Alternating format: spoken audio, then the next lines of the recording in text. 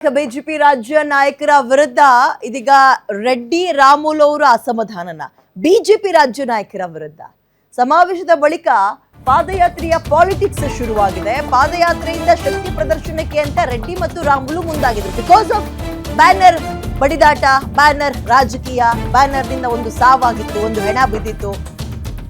ಪಾದಯಾತ್ರೆ ಮಾಡಬೇಕು ಅಂದ್ಕೊಂಡಿದ್ರು. ಆದ್ರೆ ಪಾದಯಾತ್ರೆ ಬೇಡ, ಸಮಾವೇಶ ಸಾಕು ಅಂತ ಸ್ಟೇಟ್ ಲೀಡರ್ಸ್ಗಳ ತೀರ್ಮಾನ ಆಗಿದೆ. ಸ್ಟೇಟ್ ಲೀಡರ್ಸ್ಗಳ ಸಮಾವೇಶ ಸಕ್ಸಸ್ ಆಗ್ತಾ ಇದ್ದಂತೆ ಪಾದಯಾತ್ರೆ ಮಾಡಬೇಕು ಅಂತ ಪ್ಲಾನ್ ಮಾಡಿದ್ದಾರೆ. ಪಾದಯಾತ್ರೆ ಪರ್ಮಿಷನ್ಗಾಗಿ ಡೆಲ್ಲಿಗೆ ಹೋಗೋಕೆ ರಾಮುಲು ಅವರು ಸಜ್ಜಾಗಿದ್ದಾರಂತೆ. ಹೈಕಮಾಂಡ್ ನಿಂದಲೇ ಪರ್ಮಿಷನ್ ತರೋಕೆ ರಾಮುಲು ಅವರು ಮುಂದಾಗ್ತಾ ಇದ್ದಾರಾ? ಬರೀ ಸಮಾವೇಶಕ್ಕೆ ಸೀಮಿತ ಆಗದೆ ಪಾದಯಾತ್ರೆಗೆ ಪ್ಲಾನ್ ಮಾಡ್ತಾ ಇದ್ದಾರಾ? ಜನವರಿ 21ರ ಬಳಿಕ ಡೆಲ್ಲಿಗೆ ತೆರಳಲು ಬಳ್ಳಾರಿ ಫ್ರೆಂಡ್ಸ್ ನಿರ್ಧಾರ ಮಾಡಿದಾರಂತೆ.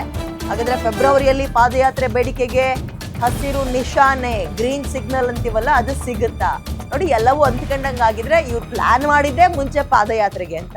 ಯಾಕಂದ್ರೆ ಬಳ್ಳಾರಿ ಪಾದಯಾತ್ರೆ ರಾಜ್ಯದ ಇತಿಹಾಸದಲ್ಲಿ ಒಂದು ದೊಡ್ಡ ಮೈಲಿಗಲ್ಲನ್ನ ಸೃಷ್ಟಿ ಮಾಡಿಕೊಟ್ಟಿದೆ. ಅದು ಕಾಂಗ್ರೆಸ್ ಪಕ್ಷಕ್ಕೆ, ಸಿದ್ದರಾಮಯ್ಯ ಅವ್ರಿಗೆ.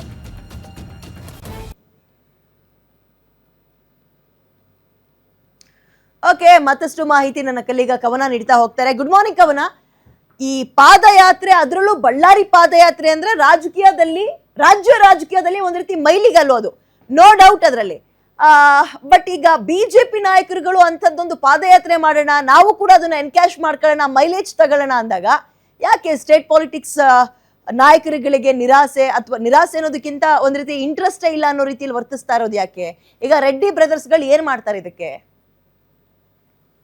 ವಿದ್ಯಾ, ಬಳ್ಳಾರಿ ಗಲಭೆ ಏನು ಬ್ಯಾನರ್ ವಿಚಾರವಾಗಿ ಏನು ಗಲಭೆ ಶುರುವಾಗಿತ್ತು, ಈ ಒಂದು ಗಲಭೆ ವಿಚಾರವನ್ನ ಅಸ್ತ್ರವನ್ನಾಗಿಟ್ಟುಕೊಂಡು ಬಿಜೆಪಿಯವರು ನಾವು ಪಾದಯಾತ್ರೆಯನ್ನ ಮಾಡೋಣ ಅನ್ನುವಂತಹ ಪಟ್ಟಣದೀಗ ಜನಾರ್ದನ್ ರೆಡ್ಡಿ ಹಾಗೂ ಶ್ರೀರಾಮುಲು ಅವರು ಇಟ್ಟುಕೊಂಡಿದ್ದಾರೆ ಅಂತಾನೆ ಹೇಳ್ಬೋದು. ಯಾಕಂದ್ರೆ ಈಗಾಗಲೇ ಈ ಹಿಂದೆ ಅಂದ್ರೆ 2010-11ರಲ್ಲಿ ಸಿಎಂ ಸಿದ್ದರಾಮಯ್ಯನವರು ಬೆಂಗಳೂರಿನಿಂದ ಬಳ್ಳಾರಿವರೆಗೂ ಪಾದಯಾತ್ರೆಯನ್ನ ಮಾಡಿ ಬಿಜೆಪಿಗೆ ಸಾಕಷ್ಟು ಪೆಟ್ಟನ್ನ ಕೊಟ್ಟಿದ್ರು. ಸೊ ಹೀಗಾಗಿ ಇದನ್ನೇ ಅಸ್ತ್ರ ಮಾಡಿಕೊಂಡು ಸಿದ್ದರಾಮಯ್ಯನವರಿಗೆ ಮತ್ತೆ ಅಂದ್ರೆ ಪಾದಯಾತ್ರೆ ಮಾಡಿ ಅವರಿಗೆ ಚಿತ್ತ ನೀಡೋಣ ಅನ್ನುವಂತಹ ಚಿಂತನೆಗೆ ಇದೀಗ ಜನಾರ್ದನ್ ರೆಡ್ಡಿ ಹಾಗೂ ಶ್ರೀರಾಮುಲು ಅವರು ಬಂದಿದ್ರು. ಆದ್ರೆ ಈ ಒಂದು ಪಾದಯಾತ್ರೆಗೆ ರಾಜ್ಯ ನಾಯಕರ ವಿರೋಧ ಸಾಕಷ್ಟಿದೆ. ರಾಜ್ಯ ನಾಯಕರ ವಿರೋಧ ಅಂತಂದ್ರೆ ರಾಜ್ಯಾಧ್ಯಕ್ಷ BY ವಿಜೇಂದ್ರ ಹಾಗೂ ವಿಪಕ್ಷ ನಾಯಕರ ಆರ್ ಅಶೋಕ್ ಅವರು ಸಾಕಷ್ಟು ಆಸಕ್ತಿಯನ್ನ ತೋರಿಸ್ತಾ ಇಲ್ಲ ಅನ್ನೋದು. ಯಾಕಂದ್ರೆ ಈಗ ಏನಾದ್ರೂ ಬಳ್ಳಾರಿ ಟು ಬೆಂಗಳೂರು ಪಾದಯಾತ್ರೆಯನ್ನ ಮಾಡಿದ್ರೆ ಶ್ರೀರಾಮುಲು ಜನಾರ್ದನ್ ರೆಡ್ಡಿ ವರ್ಸಸ್ ಸಿಎಂ ಸಿದ್ದರಾಮಯ್ಯ ಅನ್ನುವಂಥ ಕೊಟ್ಟು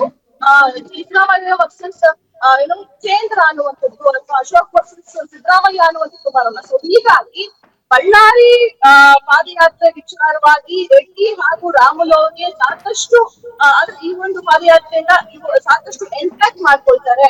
ಮತ್ತೆ ಮುಂದಿನ ದಿನಗಳಲ್ಲಿ ರಾಜ್ಯಾಧ್ಯಕ್ಷ ಸ್ಥಾನಕ್ಕಾಗಿರ್ಬೋದು, DCM ಹುದ್ದೆಗಾಗಿರ್ಬೋದು ಆಕಾಂಕ್ಷಿ ಅಂತ ಹೇಳ್ಬೋದು. ಯಾಕಂದ್ರೆ ಈ ಹಿಂದೆ ಶ್ರೀರಾಮುಲು ಅವರು ಹೇಳಿದ್ರು, ನಾನು ರಾಜ್ಯಾಧ್ಯಕ್ಷ ಸ್ಥಾನದ ಆಕಾಂಕ್ಷಿ, ಹೈಕಮಾಂಡ್ ಅವಕಾಶ ಮಾಡ್ಕೊಟ್ರೆ ನಾನು ಸಹ ರಾಜ್ಯಾಧ್ಯಕ್ಷ ಆಗ್ತೀನಿ ಅಂತ. ಎಲ್ಲ ಒಂದ್ ಕಡೆ ಈ ಒಂದು ಪಾದಯಾತ್ರೆಯಲ್ಲಿ ಯಶಸ್ವಿ ಆಗ್ತಾರೆ, ಎಲ್ಲಿ ಮತ್ತೆ ಹೈಕೋರ್ಟ್ಗೆ ಬರ್ತಾರೋ ಅನ್ನುವಂತಹ ವಿಚಾರ ಇದೀಗ ವಿಜೇಂದ್ರ ಅವ್ರಿಗೆ ಕಾಣ್ತಾ ಇರುವಂತದ್ದು. ಹೀಗಾಗಿ ಪಾದಯಾತ್ರೆ ಬೇಡ, ನಿನ್ನೆ ಇಷ್ಟೇ ಬೃಹತ್ ಸಮಾವೇಶವನ್ನ ನಡೆಸಿದ್ದಾರೆ, ಸಮಾವೇಶ ನಡೆಸಿ ಯಶಸ್ವಿಯಾಗಿದ್ದಾರೆ, ಈಗ ಇಲ್ಲಿಗೆ ಬಿಡೋಣ ಅಂತ. ಆದ್ರೆ ಇದನ್ನ ಇಲ್ಲಿಗೆ ಬಿಡಬಾರ್ದು, ಪಾದಯಾತ್ರೆ ಮಾಡಿ ತೀರ್ಬೇಕು ಅಂತ ಈಗ ಶ್ರೀರಾಮುಲು ಅವರು ಇದೇ 21ರ ಬಳಿಕ ಹೈಕಮಾಂಡ್ ಭೇಟಿ